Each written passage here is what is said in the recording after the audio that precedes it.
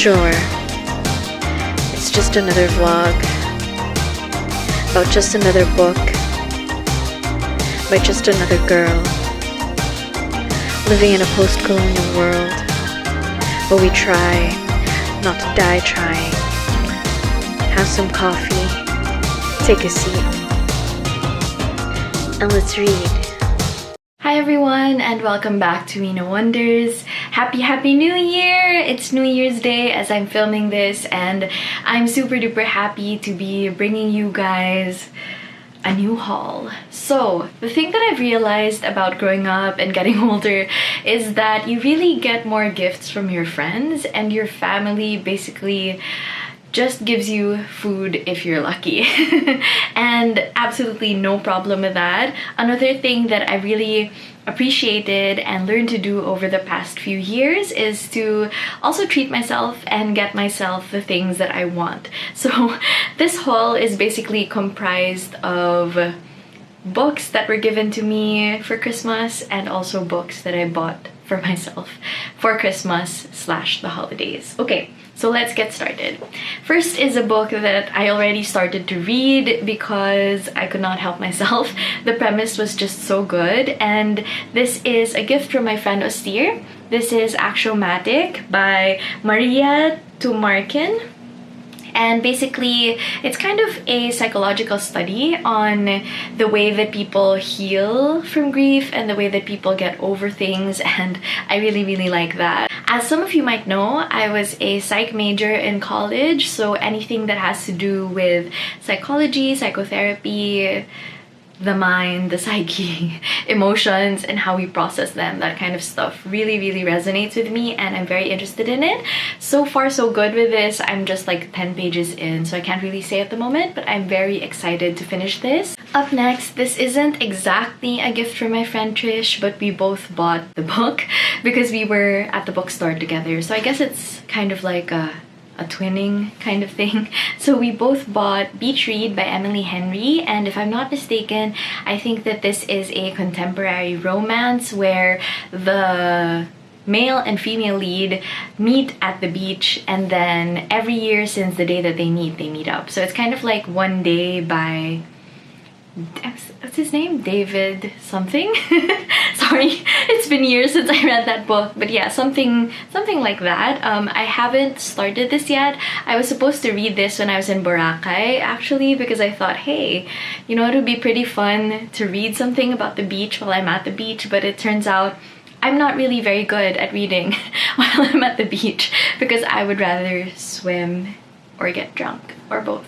So yeah, I look forward to reading this year, especially during times I feel where, you know, life gets really sad or I get really anxious. So yeah, I can't wait to read that. Up next is a gift from my friend Kiki, and this is You Exist Too Much by Zaina Arafat. And this explores queerness and basically queerness in the Islam setting. So I'm very interested in reading this, and I feel like this is going to be a very intense but very emotional and substantial read.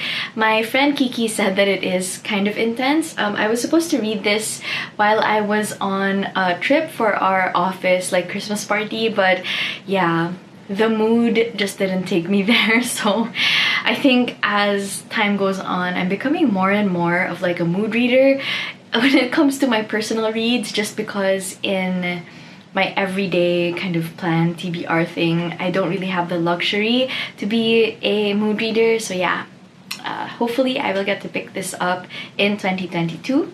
Okay, next is a book that I bought from my friend Shin, and this is Makglue by Otessa Moshfegh. Last year I talked a lot about her other book, which is My Year of Rest and Relaxation, and I really enjoyed that. I think that Makglue is a little bit more suspense thriller. Like, I know it has to do with a murder, which is probably why there's like a knife that's soaked in blood. And I'm very interested in reading this, especially because it's a lot closer to the short form. It's very, very thin, as you can see, and I think it's only 144 pages. So I feel like this will be a great book to kind of breeze through if I'm in a reading slump. And since Otessa Moshfegh has a way of just writing crazy characters that are like half likable, half despicable, I feel like this will be very entertaining, and I'm definitely looking forward to reading this. Okay, this one is a book that my friend Shin sent me, which is A Long Way Gone, Memoirs of a Boy Soldier by Ismael Bea. I think I know why he said that this book kind of reminded him of me, and I guess it's because I am very passionate about like advocacy and humanitarian efforts. So yeah, I'm not sure that I can read this right now because as of the day of filming this video, we are actually going back into level 3 alert here in Metro Manila, which means that there will be a lot more like strict precautions and stuff, and it's because of the Omicron variant of COVID. So yeah, I am feeling a little bit anxious, trying to be very red and festive and trying to attract yung mga suerte. But you know, something like this will just throw my mental health off of the precarious ledge on which it stands currently. So maybe I will read this later on in the year as things get better. Hopefully, fingers crossed. Okay, and now we are down to some of the books that I bought for myself. The first one is a book that I've already read actually, and this is Normal People by Sally Rooney. I first discovered Sally Rooney through the television show version of Normal People, the one starring Paul Mescal and Daisy Edgar Jones. It's so good, you guys. If you haven't seen it yet, you have to watch it. I feel like they have some of the best on-screen chemistry that I have seen in a contemporary TV show about this kind of thing. Basically, this book follows Connell and Marianne and their sort of friendship as they grow up, and also the erotic side of their friendship as they grow up. Basically, their romance, or I don't even think it's technically a romance, I think it's basically they were fuck buddies in high school, and at the time Marianne was kind of like a social outcast. She was seen as kind of very straight-laced and socially awkward, and she would say things to people that would kind of rub them the wrong way. And Connell was like Mr. Popular. He was like a jock, but not an obnoxious jock, and he was secretly smart. And Sally Rooney kind of takes that trope and just makes it so lovable, and it doesn't feel annoying or cringy, and we sort of follow them as they go into college, where the tables kind of turn, and Marianne is suddenly the smart one, the popular one. Everyone likes her because she can kind of keep up with all of the Ivy League type jokes and Ivy League type people, and Connell finds himself being the one who kind of struggles with that shift in their dynamic, and it follows them all the way up until grad school. And I just love the show. I love the book as well. The show is very faithful to the book actually, so I would advise that like if you've seen the show, maybe hold off for like a month or so before reading the book, just because it'll help you spot like the differences and appreciate the nuance of the book more. So I read this on ebook already, but I bought a copy because it's super rare to find a copy here. They usually only have her two other books, which are Conversations with Friends and Beautiful World, Where Are You?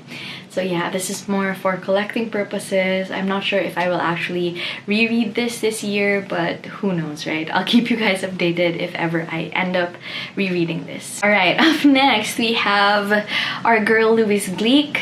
This is The Seven Ages. And the thing is, I think I mentioned in my last video that I was looking to explore like another side of Louise Gleek. I had only encountered her poetry that was a little bit more like funny and carefree and wild. So I wanted to look more into her poetry collections where she employed a lot of restraint. And my mistake was reading The Village Life first, I think. It was not my cup of tea. I did not like that. The Seven Ages is described as like practicing poetry as a species of clairvoyance, and you know, I'm kind of nutty about like all of that witchy stuff, and I really like that stuff. I love it. I'm crazy about that. I've been reading tarot for, oh my god, like almost 7 years now. And so yeah, I really want to like this, and I'm hoping that I like this. I might pick this up soon because I am trying to read more poetry to kind of gain momentum for my thesis. So yeah, hopefully I will like this better than I liked Village Life. And last but not the least is a book from one of my favorite authors, Ruth Ozeki. This is The Book of Form and Emptiness, and I think this is her latest release, if I'm not mistaken. This is about a guy named Benny whose father dies, and he loves music, and he starts hearing different voices in his head. And I'm like a music nut as well. I collect vinyl records. I'm really into rock and roll, like especially 70s rock and roll. I like K-pop too. I basically like anything that I get obsessed with, if that makes sense. So I am hoping that this is gonna be something that I really enjoy. It's pretty thick too. I have a feeling I'll probably have time and energy to pick this up after my thesis defense. Fingers crossed. Yeah, so yeah, super excited for that and very happy that I got myself that. And that's it for this book haul. Thank you guys so much for watching. I hope you're having a great New Year's Day. I hope you had a great New Year's Eve. And if you didn't, I hope that the next few days are better for you and that the next year is a lot kinder to all of us.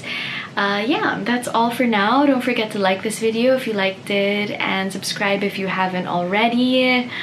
Take care, you guys, and stay safe. Bye!